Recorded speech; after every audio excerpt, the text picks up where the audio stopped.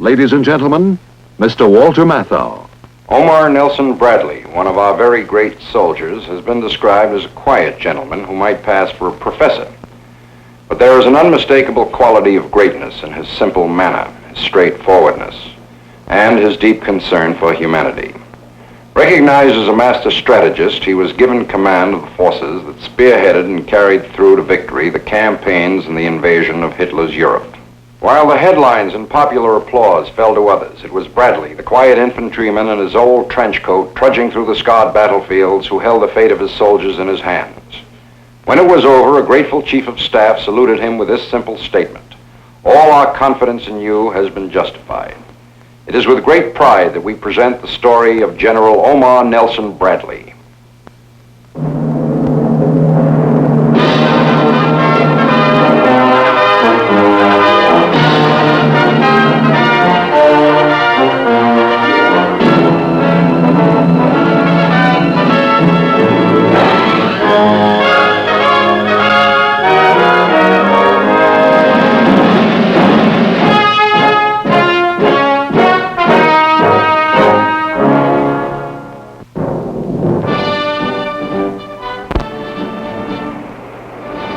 Paris, spring of 1953, almost 10 years after liberation.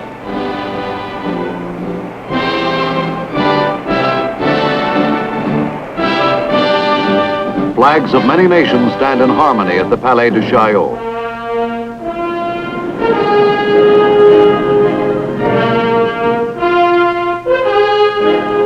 A general, chairman of the American Joint Chiefs of Staff, arrives to take part with other world leaders in a program of peace based on a union of Western strength, the North Atlantic Treaty Organization.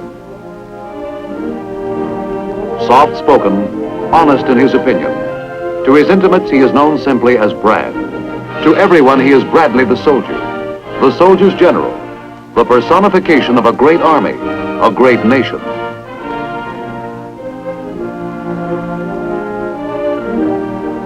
With all that he stands for, this man has no sense of destiny in his makeup. He never had it. Even when he moved along the broken paths of mankind's greatest war, he moved as a soldier, with a soldier's determination.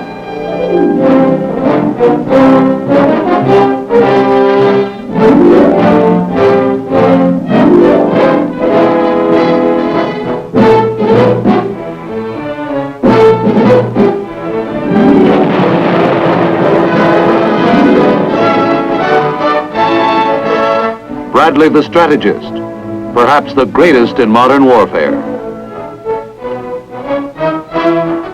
Bradley the man of quiet dignity, but he had a punch that packed a terrific wallop. He smashed ahead with a force of almost 1.25 million men. No American general ever had exercised direct field command over so many combat troops.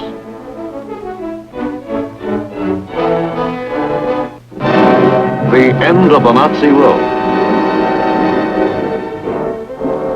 Here we see him at Berchtesgaden, the mountain retreat of a tyrant who had felt destiny driven to rule the world.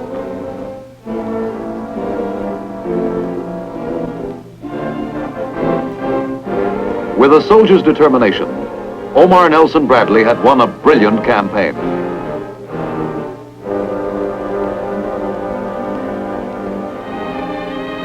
He had come a long way, this general, geographically and otherwise, from the heart of America, from a state that had known many famous Americans: Mark Twain, Champ Clark, George Graham Best, General Pershing, President Truman.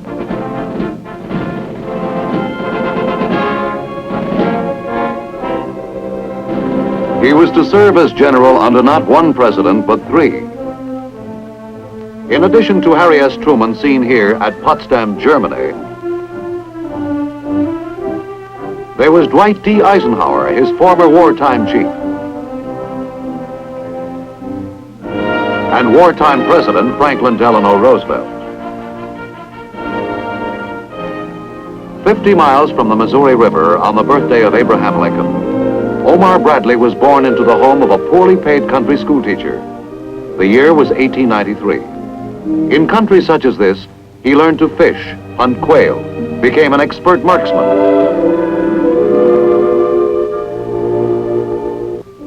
He was the only child.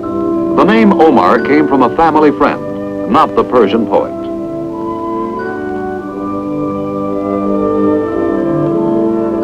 Bradley idolized his father, acquiring from him a way of life. To patch up the family budget, the elder Bradley did some farming. From such roots, the boy learned the meaning of patience, the patience that comes with fishing. Bradley was only 14 when his father died.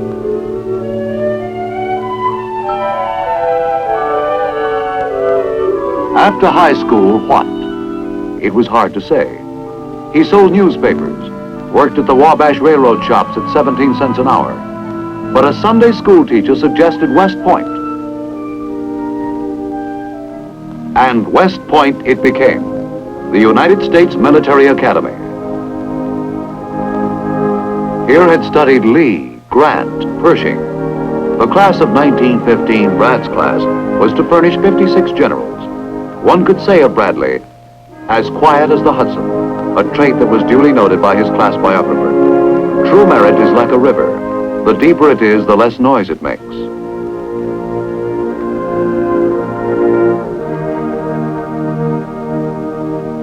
This was Bradley.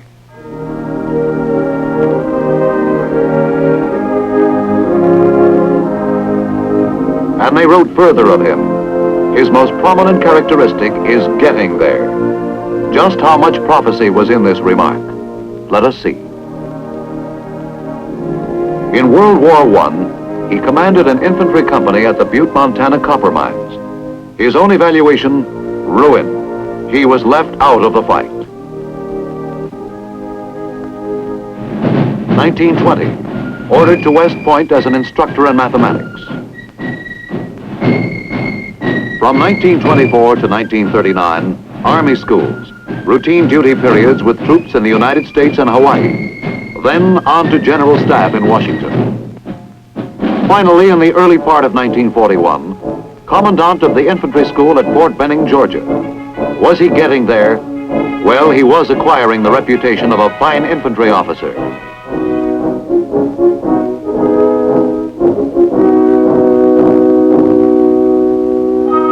There wasn't a thing these men did that Bradley couldn't or wouldn't do, for he had great physical endurance.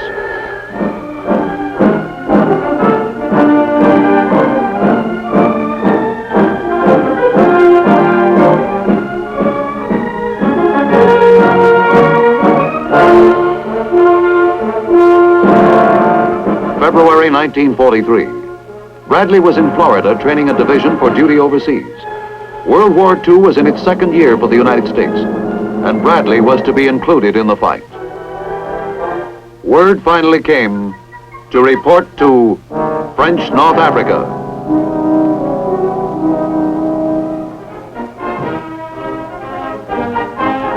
For the first time in 32 years as a soldier, Bradley was off to war. Selected by Chief of Staff General George C. Marshall, who had been watching this great infantryman for years. Now as Deputy Commander and Commander of the U.S. Second Corps, he helped push the Tunisian campaign to victory. British Commander General Sir Alexander says, well done. Bradley tells all about it in his book, A Soldier's Story. Was he getting there? As they would say out in Bradley's country, he fought to beat the band. After Africa, the invasion of Sicily.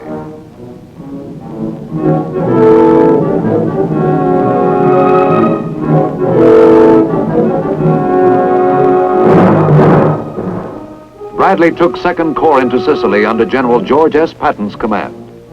Plans for the Channel assault on France were well underway when General Marshall sent word to Eisenhower, "My choice has been Bradley." He meant for Bradley to lead the American forces for the great Normandy invasion, Operation Overlord.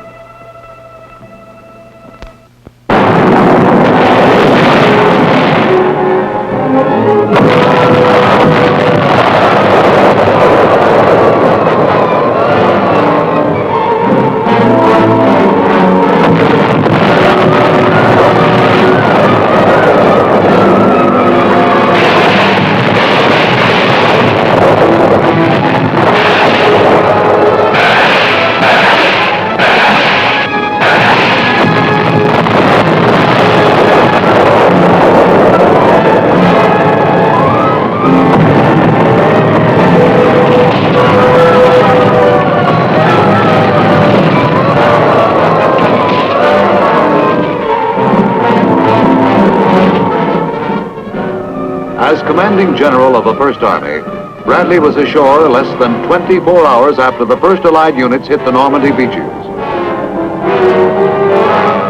The Battle of Europe was to be a doughboys battle, and leading these doughboys was a man who, in the words of General Marshall, was fit for any command in the Army.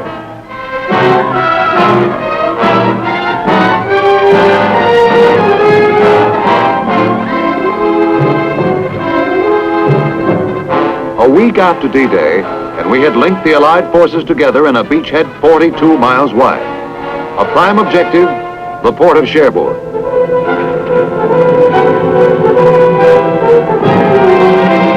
As Bradley's First Army pushed ahead, happy Frenchmen began to breathe the first fresh air of liberation, and we began to feel at home.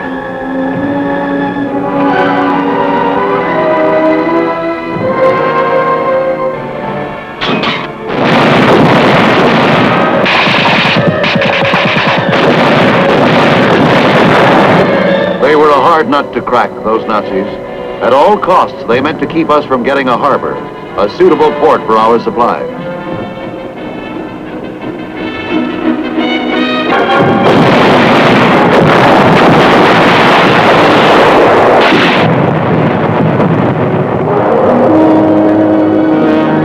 Nazi commanders now felt the power of Bradley's punch. For once Bradley made up his mind, he moved swiftly, relentlessly. Was he getting there? Following the Battle of Saint-Lô, he headed the 12th Army Group. As American forces plowed ahead, they moved out of the peninsula, then toward and beyond Paris. 43 divisions were to be deployed under Bradley's command. The 12th Army Group included General Courtney H. Hodges' First Army, General George S. Patton Jr.'s Third Army, General William H. Simpson's Ninth Army, and General Leonard T. Giroux' 15th Army.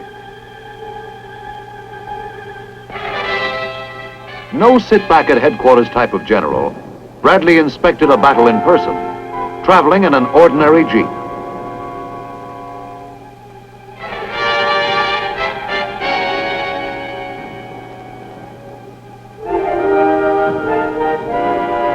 There wasn't a bit of glamour or fanfare in his whole tall, lanky frame. He got the most out of his men by patient goodwill.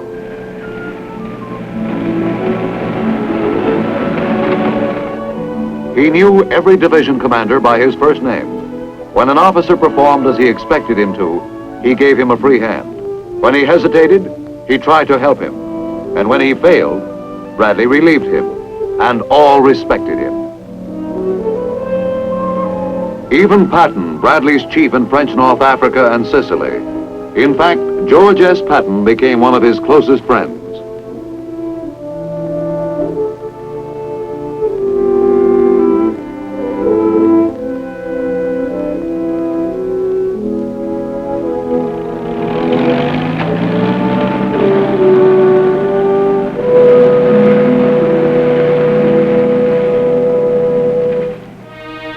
What did Bradley think of the boss, and vice versa?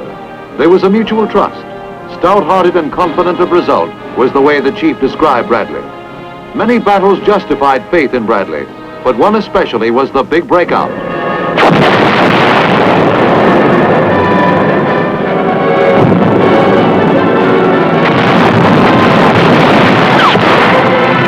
The battle for Saint-Lô and the breakthrough from the peninsula. One of the most decisive battles of Bradley's military career.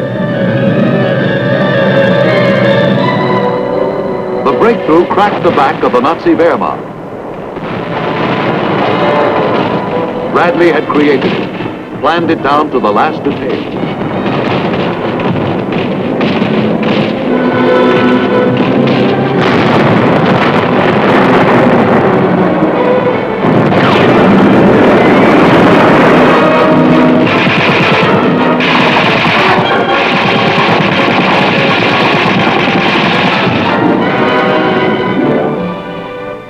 Uprooting meant taking quicker and firmer root in freedom's soil.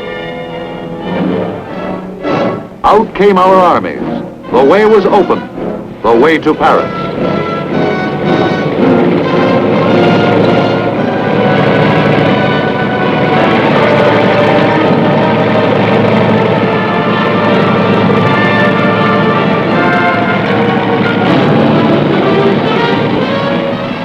The enemy west of Paris was destroyed. As he fell, the liberation of France lay only days away. That the Bradley breakthrough worked was due to a soldier's determination.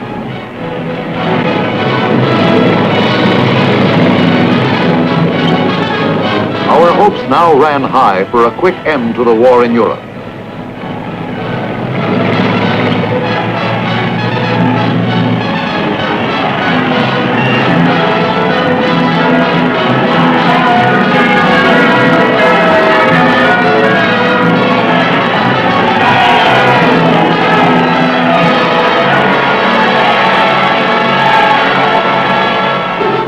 Paris, liberated.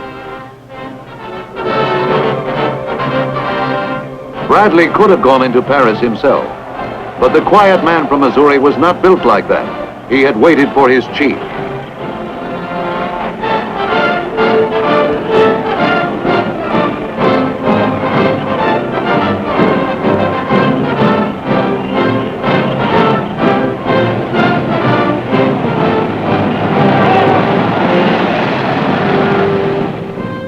A liberated nation honored him. Bradley was to receive many decorations, as well as honorary degrees from universities. Someone has said of Bradley that he always behaves as though he were a civilian among men in uniform.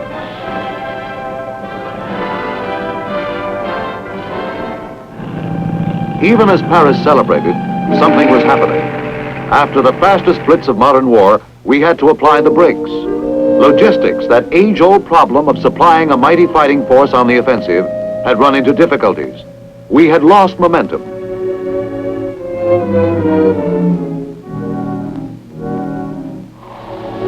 The deep stalemate of winter set in.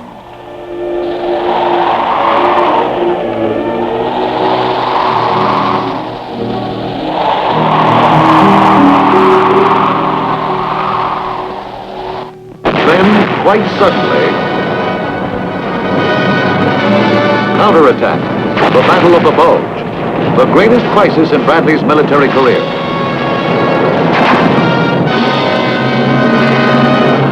Dark moments, unpredictable moments. It was the enemy's dying thrust. We were thrown back.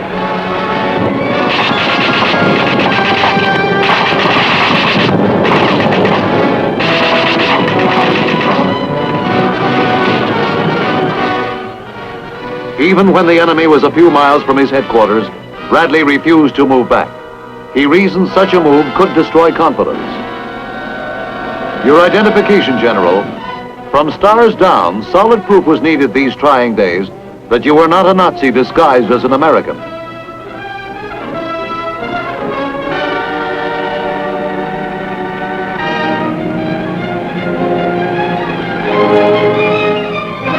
The Battle of the Bulge over, the Rhine soon came into view.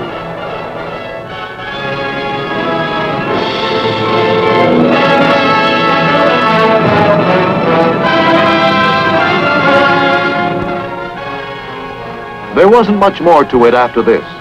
Operation Overlord, which had swept a relatively unknown general into great prominence, had blasted asunder the myth of Nazi invulnerability.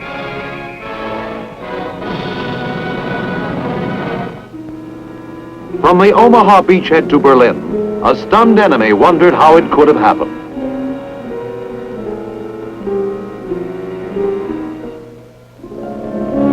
Farm boy to 4 stars.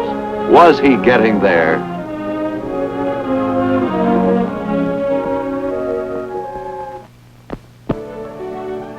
True to American tradition, the job helped make the man, and the man made history. And he never once lost his humility.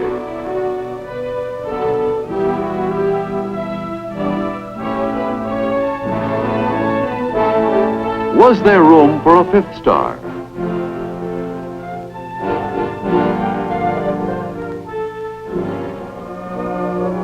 With a soldier's determination, but no. with the determination of a man enjoying the softer moments of peace. Bradley, a top-notch golfer, scores high on the fairway.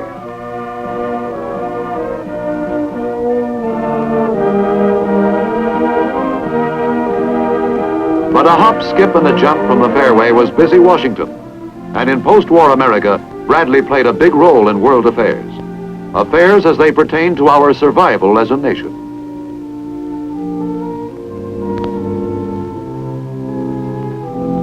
We see him here in the fall of 1948 as Army Chief of Staff. Prior to becoming the Army's chief, he had spent 2 years as Veterans Administrator. With him are Air Chief Hoyt Vandenberg and Navy Chief Louis E. Denfeld.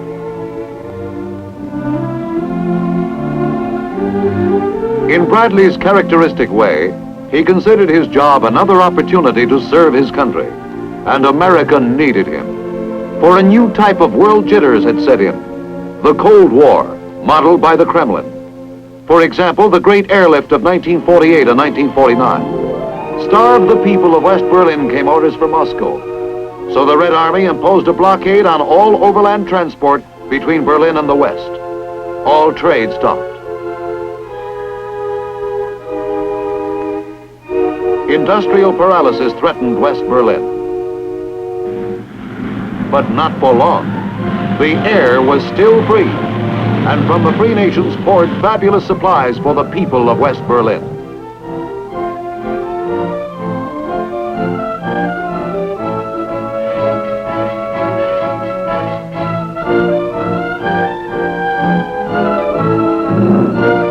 The airlift broke the blockade, our first victory in the Cold War. This type of war called for a reassessment of our military objectives. And that's where Bradley fit into the picture. He became a globetrotter, a sort of soldier diplomat. Here we see him arriving in Germany. His mission, to discuss plans for collective security with member nations of the North Atlantic Alliance. This was to be insurance against aggression by Soviet Russia.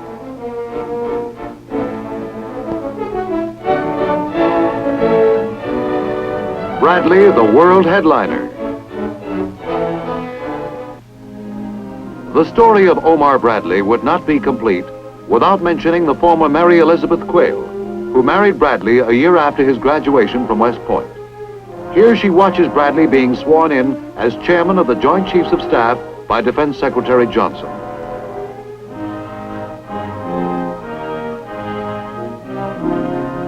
With great pride, Mrs. Bradley will tell you that Omar is a considerate husband and father.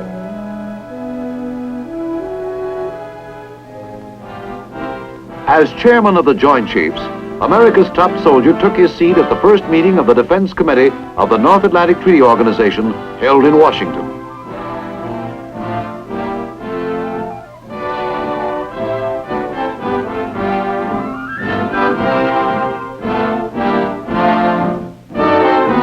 To resist aggression. That was the keynote. Yes, there was room for a fifth star by act of Congress and the deep respect and admiration of a fellow Missourian. A little trouble with the pin, but both Bradley and the president made it.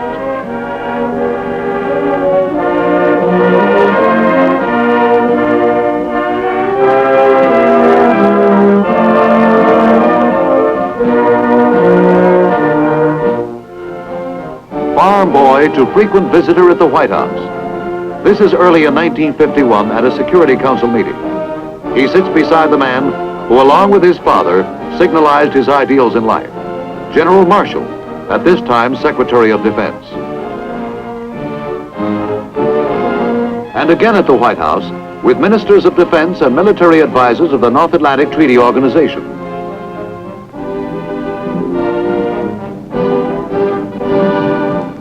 Bradley paid almost 300 visits to the White House, many of them to brief the president on the progress of the war in Korea.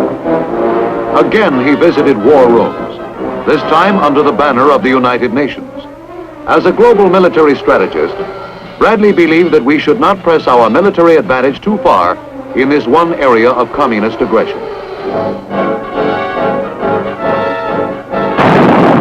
fighting raged from June 1950 to July 1953.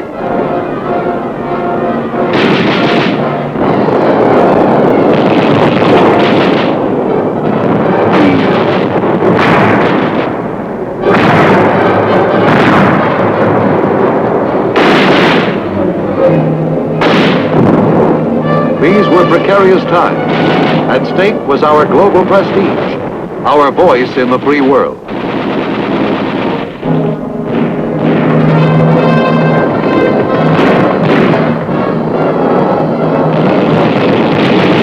This war by satellite, was a new type of Soviet aggression, where the Kremlin directed a conflict in the front yard of Korean homes.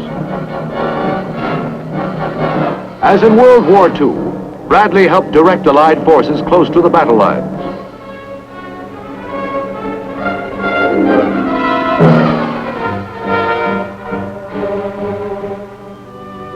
And so it came to pass, from the year 1915, a West Point classmate of Bradley's, Ike by name, went places too, becoming President of the United States. He is playing host here to our top soldier of the nation and other members of the class of 15. Time, May 1953, shortly before Bradley's leaving active assignments.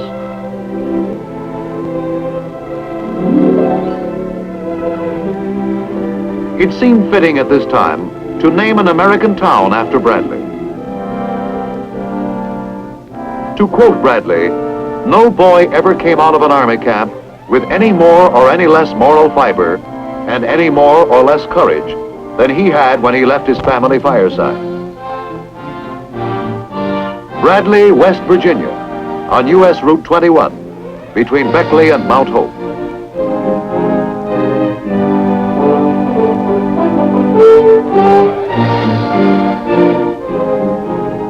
Did he get there?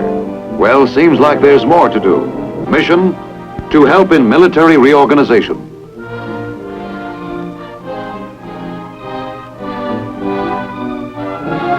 He has come a long way, this general from the humble roots of America, to enrich our heritage of service to mankind and love of country, a living monument among the truly great men of history.